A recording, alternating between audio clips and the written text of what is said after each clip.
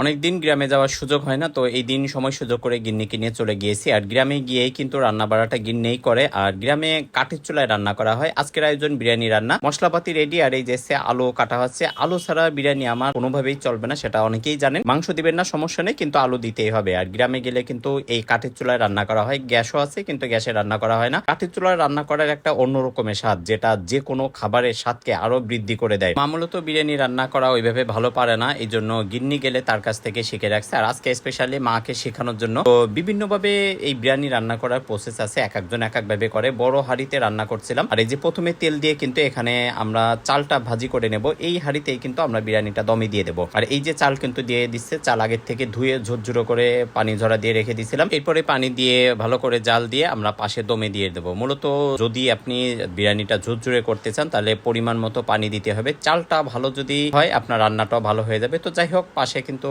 ভাত দম দিয়ে রাখছি, অন্যান্য মশলাপাতি সবকিছু দিয়ে ভাজা আছে। এরপরে আমরা এখানে কিন্তু মাংস দিয়ে দেবো। মশলাটা খুব সুন্দরভাবে কষাবেন। আর এই যে দেখুন প্রায় কষানো হয়ে গিয়েছে। এরপরে আমরা এখানে কিন্তু মাংস দিয়ে দেবো। তো এখানে আমরা কিন্তু ব্রয়লার মুরগি দিয়ে রান্না করছিলাম। মা আমার দেখতে পাচ্ছেন সে বসে আছে চুলার পাশে, সে বিরিয়ানি রান্না আজকে শিখবেই, কারণ বাবাও বিরিয়ানি ভালো খায়। মাংস দেওয়া হচ্ছে, মশলা কষানোর পরে পুরো প্রসেসটাই গিন্নি করছে, আমি টুকটাক একটু হেল্প করে দিয়েছি। আর এই যে কিন্তু মাংস দেখেন প্রায় রান্না করা কিন্তু শেষ। মাংস রান্না পরবর্তী স্টেপটা হবে রাইস এবং এই মাংস একসাথে মিক্সড করে দমে দেওয়া। এবং এর আগে এই যে প্যাকেটের দুধ, এই ছোট একটা প্যাকেটের যে দুধ আছে গুঁড়া দুধ, এইটা পানির সাথে মিশিয়ে রাইসের উপর দিয়ে ছিটিয়ে দিতে হবে। তো এটা অনেকে রাইস রান্না করার সময় কিন্তু একবারে দিয়ে দেয়, আমরা পরে দিয়েছি। তো আগে বলেছি ভিন্ন ভিন্ন প্রসেসে আছে। আর যেহেতু রাইসের পরিমাণ বেশি, আমরা 2-3টা পার্টে এইভাবে দিচ্ছি, অর্থাৎ প্রথমে রাইস, পরে মাংস, আবার পরবর্তীতে রাইস, আবার মাংস। তো এইভাবে আপনারা রাঁধতে পারেন। আবার অনেকেই একসঙ্গে দমে রান্না করে। বিরিয়ানির যে রান্নার প্রসেস যেটাই হোক না কেন, বিরিয়ানির একটা অন্য রকমের স্বাদ, যেটা আমার মতো বিরিয়ানি লাভার যারা আছে তারা কোনোদিনও বলবে না। আপনি যে প্রসেসে রান্না করেন না কেন, বিরিয়ানি বিরিয়ানি, এর সঙ্গে অন্য কোনো খাবারের তুলনায় চলে না। আর এই যে দমে দিয়েছে 30 মিনিট, বিরিয়ানি শেষ।